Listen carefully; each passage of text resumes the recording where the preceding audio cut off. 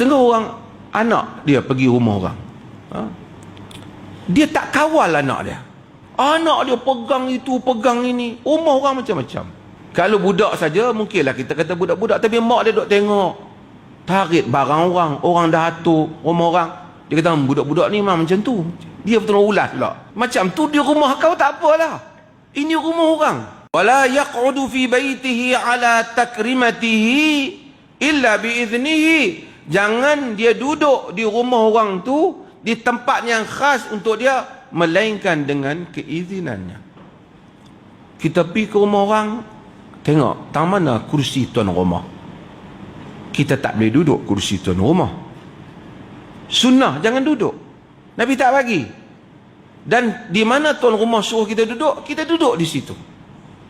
Kita tengok, ini kursi ni elok, aku nak duduk yang ni. Tak boleh. Tuan-tuan, agama mengajar adab, kesopanan, kesantunan.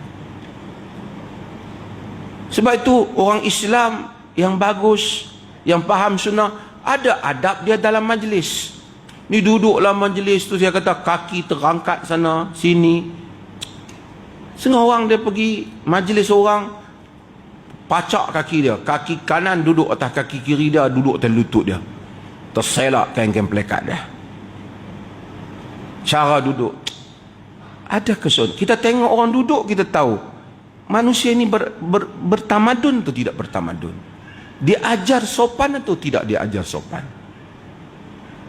Setengah orang anak dia pergi rumah orang, dia tak kawal anak dia. Anak dia pegang itu, pegang ini. Rumah orang macam-macam. Kalau budak saja mungkinlah kita kata budak-budak, tapi mak dia duk tengok tarik barang orang, orang dah atuk rumah orang, dia kata budak-budak ni memang macam tu. Dia betul ulas pula. Macam tu di rumah kau tak apalah, ini rumah orang.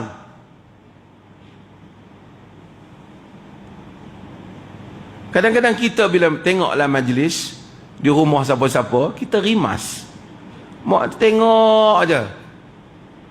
Orang ada susunan dia, ada kawasan yang dia suka kita pergi, ada tempat yang tak mau kita tengok. Kita bergerak di rumah dia dengan keizinan dia.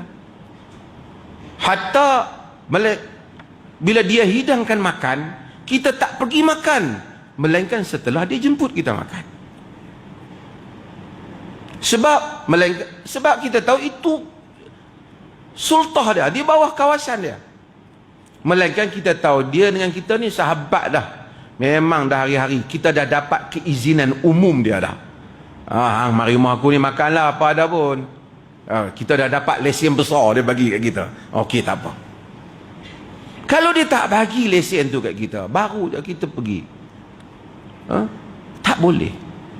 Sebab tu bila jadi Muslim, dia ajar kita agama. Patutnya orang Islam jadi yang paling sopan. Itu saya sebut kadang-kadang satu bab makan. Bila Nabi kata makan tangan kanan, orang Islam makan tangan kanan. Tapi itu pun orang Islam susah. Bila ada sudu, ada garpu, dia tetap tikam tangan dengan nasi bubuh dengan tangan kanan, tangan kiri tikam sayur ke apa, masukkan sayur ataupun daging dengan tangan kiri juga. Orang Islam ada kesantunan, kiri makan, cara makan syaitan. Syaitan yakulu biyamini, syaitan makan dengan bishimali, syaitan makan dengan tangan kirinya. Kita mau santun, tinggi, cara budaya dia, kedai makan dia, cara kadang-kadang kita pun sama, terbiasa daripada kecil. Kadang-kadang bila kita nak order minum, main ni, hari ni ada makan apa?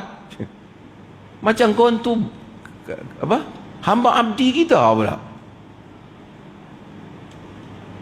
Dia orang, kalau anak kita kerja, kita dengar anak kita kena macam tu, apa perasaan kita? Kita tanya, adik, macam adik, ada makan apa? Adalah bahasa.